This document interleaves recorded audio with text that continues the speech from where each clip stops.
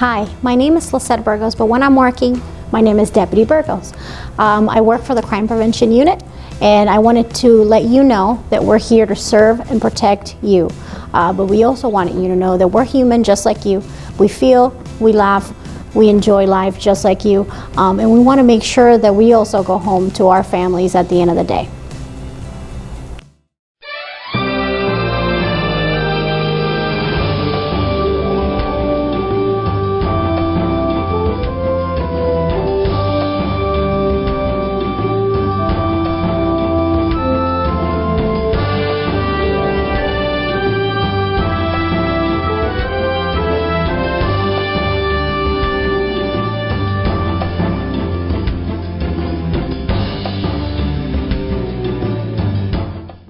Hi, I'm Danny Ramos, and welcome to Hispanic Speak Out TV. We've been on the air for about 15, 16 years here in Central Florida. And we talk about things that are happening in the community that are controversial. And that's what we're about. We're about things that you're not going to find minorities talking about on the major networks. Pastor Martin is here with me, and he's been on the show before, and, yes, and he adds a lot of interesting thoughts into some of the things that we talk about here. What we're talking about right now is we have a bunch of stuff to talk about. There's a ton going on. There's and in a lot of different areas. Because I mentioned to you before we went on the air that we are looking at a major discrimination case against Orange County in the arts. And you wouldn't think that the concept of the arts would fall into a discrimination case. Right. And we are now, and we'll have more about that next week. I can't talk about it right now, but I can tell you that this issue is now on the table of a discrimination case against the Hispanic community in the funding of the arts in Central Florida. But let's go back, let's do that next week, okay? Because then the lawyers are going to be on, hopefully, and the lawyers will be talking about the legal issues. Let's talk about what's going on. You got the Floyd case is on national television right now every morning. I've been able to watch a little bit of it. I don't know how, in that particular case, the defense didn't try to cut a deal without going to court. Because there is absolutely no way this guy can get less than 25 years. Yeah, I mean, when you look at it, at least for visibly, just looking at what we have been seeing over the year, roughly, it seems pretty open and shut. It does seem that way. Now, I have heard different things that, you know, just like different things. Well, it happened because of this. Well, he wasn't a great guy. Well, he had a record and all that. But even if you have a record, we have this thing Did Jesus have a record? Actually, there was a lot of people that had a lot of accusations against him, no doubt about it. So. You know, it's like, but we don't have a right to mistreat somebody just because we don't agree with what they've done in their past or whatever, because that's not what our nation is based off of. Yeah, a lot of people have a lot of negativity. I've met police officers. I know a captain in the police force that had some negativity in his life in his youth. And he turned around. Now, he turned around because he wasn't blocked, he wasn't stopped, he made a turnaround, he had some help obviously, but he became a police captain. So if the door is open to a lot of people, they can turn around. So you can't, like you say, you can't close the door on somebody in a particular time and place and pigeonhole them so that they can't get out of the hole. You know? See, when I look at it, I see like, for me, when I look at the whole thing concerning the whole the Floyd case, and I was just looking and saying, you know, for me, when I looked at those officers and I saw them had him down, this is just my own opinion of it. Okay, even if they looked at him and had fear of him, even if they looked at him and thought he was a danger, once he was subdued, it ends. For me, it's a matter of when did you reach the point where you had the man subdued? Absolutely, when he was handcuffed. You know, that's it. That's it. He didn't have a weapon. You have multiple officers around him. He's on the ground. He's subdued.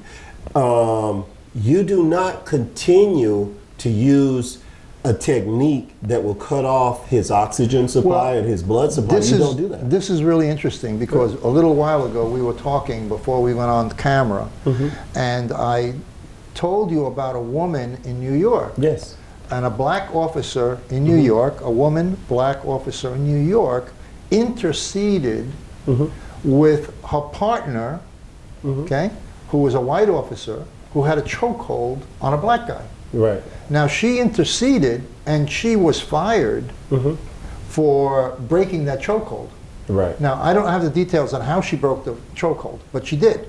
Obviously, if she told him let him go, he wasn't going to let go. So there had to be something went on there, and I'm going to find out about it. And then she was fired from the police force because she interrupted this guy in his chokehold. Well, she went to court and she filed a lawsuit against the state of New York. Right. And when it went to court, they found that she was not only justified, that she was due damages, and she retired and they gave her full retirement. Wow. So here's a woman who did the right thing, and she was still prosecuted, and she was still, you know, blackballed, you know, for her action. Right. So let's go back to the Floyd case, and good for her, but let's go back to the Floyd case. There were 2 police officers present. Yes, they were. But the guy who had him pegged to the ground was the senior officer. One of them was a rookie, and I don't know how much the other experienced officer was. I don't know how many years he had. But had one of them interceded, he would have been interceding with his superior. Yes, he would have. So he probably would have been fired, but Floyd would have been alive. Right. I mean, when I look at even when I looked at that, again, I know we had different things that we've said in the past concerning this, and we just looked at it. Because I really, when I looked at stuff like that, it was so unreal that it seemed like a movie script. It was completely, you're watching this thing go on and on and on and on, and you're wondering how come anybody didn't interrupt, how come anybody didn't do a flying, you know, the Flying Dutchman, it was the old football thing, you know, and knock the guy over. But there would have been repercussions for anybody who would have tried that. Yeah, anybody who tried. And then we get to see it not from a police cam. We get to see it from bystanders' cell phone camera footage. And we see, 8 to 10 minutes, somewhere like that there. And we saw the whole thing. When I look at these things, and now this is me just going and kind of broadening our scope of what we're talking about here. I look at it and I'm like, what's going on in our nation? Seriously, what's going on in our nation?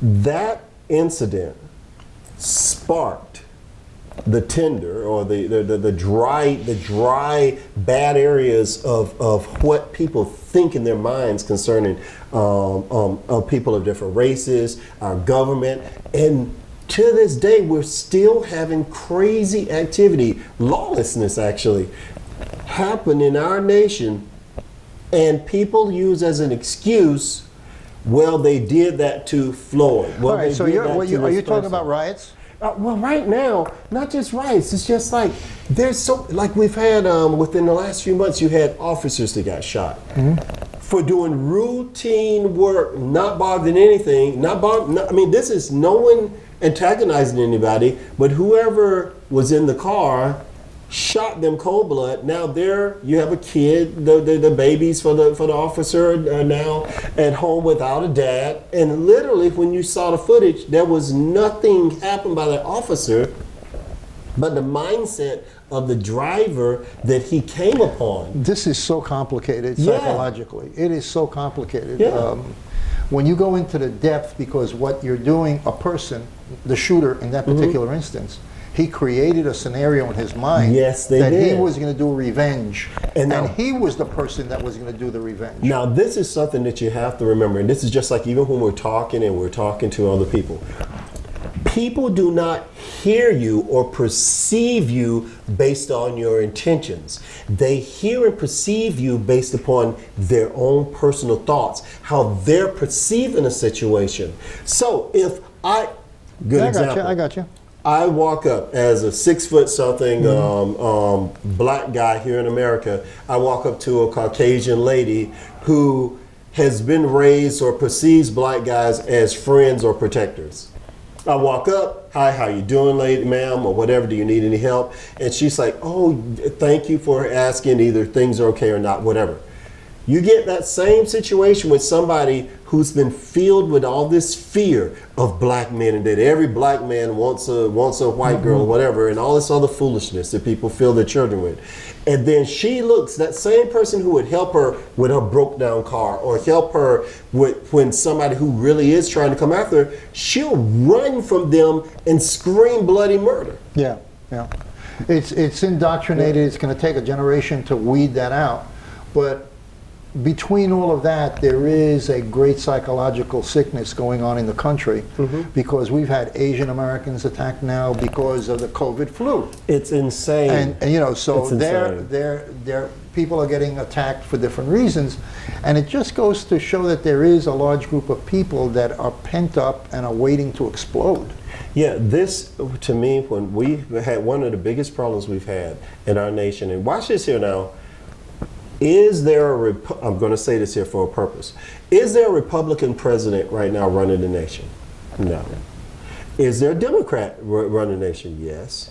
Weren't there a lot of people who thought, if we just get rid of Trump, this is just a thought here. If we just get rid of him, things will return to normal, or people will be at peace. Well, things have not returned to normal. Things have not returned to normal. There is something inherently wrong in how people are thinking now, and it's anarchical. If you destroy the United States of America, what do you have left? I'm not saying that everything has been good. Hey, I understand that. I grew up here. I understand there have been things that are bad, but you cannot, you remember how that old saying, don't throw the baby out with the bath water? Yeah.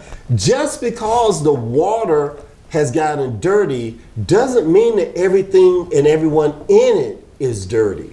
But if you think dirty, you're going to do dirty things and you will become the problem. Well, there's always, we have 330 million people here. Yes, we do. It's a huge amount of people not to have 10 major incidents a year. I mean, just by the numbers. And then again, this is me. I'm a scientist. And 700,000 police officers. Right. 700,000. By degree, I'm a scientist, right? Very simple. If I put anything underneath a magnifying glass, what happens? It gets bigger. If I focus in on just the error and the wrong in this nation, it will become the only thing I see. If I stand back and I allow myself to see the other things, I'll start to realize, wait a minute, there is some balance. There is, you know, that whole Lord of the Rings statement, there is some good in this world and it's worth fighting for. You shouldn't destroy, watch this, the Constitution of the United States because certain people interpreted pieces of it wrong or they did wrong things. You keep the good and get rid of the bad. Yeah. We do not have one nation that you can point to inside of this world that's been able to stand on a constitution for as long as this nation has and have as much order so that people from around the world come here in droves. Yeah. We just had another shooting in Minneapolis, a couple of blocks away from the Floyd situation where a woman, an officer pulled out her gun and she thought that she was pulling out her taser. Yes. And she got, it was documented, her reaction was documented. So evidently she, according to the reaction, was surprised that she pulled out her gun instead of her taser, which means that if she was absolutely thoroughly surprised about that, that means that she was not in charge of her faculties when she was pulling out a gun. She was not cognizant. No, because you know what a gun feels like, and you know what a taser feels like if you're a professional, and she was a professional. So now she's facing 10 years for manslaughter. So we have faults, and we lack capability depending on the circumstances that we're under. Okay, that's not to say that we're not guilty. That's to say that we are fallible. Now I'm going to say this here, and this is going to be one that we only got 1 minute to go. Okay, real quick. When we look at times, we look and listen to me. I'm not justifying that because I saw she was an instructor. She was, you know. So you're saying, so we're looking and we're saying, okay, at best she made a very terrible mistake. At worst, she was complicit and was intentional. But isn't it interesting that we can name, when we start to do a tally, even with everything that's happened over the last year, internal racial destruction, whether it's Hispanic on Hispanic, or black on black, or white on white, is drastically outnumbering interracial persecution or destruction. I always remember this, and this will be my last statement. As a black man who has daughters, there are a group of people that would like for me as a man to look at young white men or Spanish men, whoever it is they have a hate for that day, and point the finger at them. But you know, it's the majority by crazy numbers of young black men that are getting the young black girls pregnant, that are beating them up, that are abusing them, that are leaving them with all these children. And you want me to just focus in on the officers, which should be fixed, that are doing wrong. But you expect me, or me from the Hispanic side, to just look at that and then forget about the other 92 or 98%, depending on whose books you're looking, the 92 or 98% of all the other deaths, all the other crimes. You want me to give a pass on that? What I say is we must be fair. I'm going to judge the ones by those outside of my race or ethnicity and the ones inside. And they all need to stop. It'll stop us from tearing down our neighborhoods. Yeah, when you're looking at that, then the question arises, real quick, when the question arises, if that mechanism which creates that dissidence, okay, is designed to take away the attention from the basic problems that the society has in order to make its massive necessary changes. And see, this again is where our politicians we are the victim. We are victims, and this is how we are victims. So we have an excuse not to fix it. And that has to be done. You got to fix it. You got to fix it, else it will keep on propagating until it all falls apart. Yeah. Because you a broken people, no nation can stand with a broken people. If you fix the broken people, you can fix a nation. Okay, but we got to take a break. Go ahead. We'll be back in a second because we're going to take a break.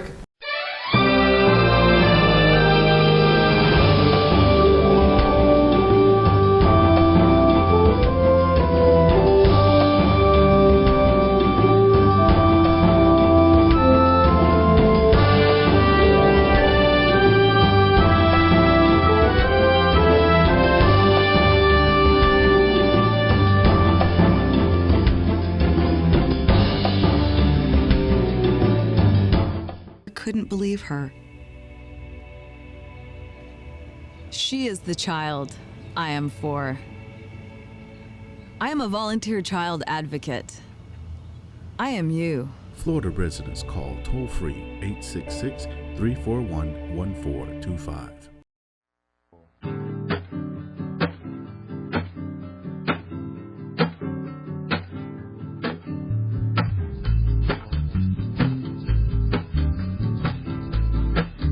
Hi, my name is Leticia Miller and I'm your Latina Role Model TV host. And I'm looking for Latina role models. It could be you, it could be your friend, it could be your coworker, it could be your neighbor. So if you know anyone, please reach out so we can make that connection. Hi, my name is Major Jacob Ruiz with the Osceola County Sheriff's Office. I began my career in law enforcement in 1999. I really got into law enforcement to help people. I really felt I had that servant's heart that is required to get into this field. As I progressed through my law enforcement career, I've seen the importance of adding value to people and working together with the community. Whether it is a small problem to someone, like a missing dog or something like that, or even the most critical, important problems